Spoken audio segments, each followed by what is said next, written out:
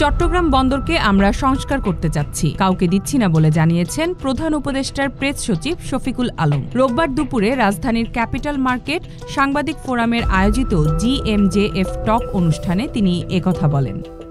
শফিকুল আলম বলেন, চট্টগ্রাম বন্দরকে আমরা সংস্কার করতে চাচ্ছি। বিশ্বের সবচেয়ে বড় বড় কোম্পানিগুলো চট্টগ্রাম বন্দরকে যেন ম্যানেজ করতে পারে, আমরা তা চাচ্ছি। আমরা চট্টগ্রাম বন্দর কাউকে দিচ্ছি না।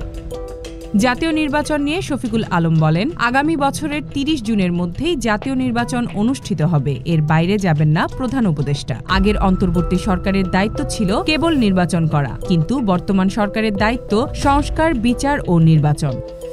এর আগে গত 14 মে চট্টগ্রাম বন্দর পরিদর্শনে যান প্রধান উপদেষ্টা ড. মোহাম্মদ ইউনূস। সেখানে গিয়ে চট্টগ্রাম বন্দর নিয়ে তিনি বলেন, চট্টগ্রাম বন্দর অর্থনীতির হৃৎপিণ্ড। এই বন্দর বাদ দিয়ে অর্থনীতির নতুন পথ খোলা সম্ভব নয়। প্রধান উপদেষ্টার দেয়া ওই বক্তব্যের পর থেকেই চট্টগ্রাম বন্দর নিয়ে নানা রকম জল্পনা কল্পনা চলছে। চট্টগ্রাম বন্দর বিদেশিদের কাছে না দেওয়ার দাবি করছে রাজনৈতিক দলগুলো। আবার অনেকেই বন্দর বিদেশিদের হাতে না দিতে আন্দোলনের রাস্তায়ও নেমেছে। Z news, Dhaka.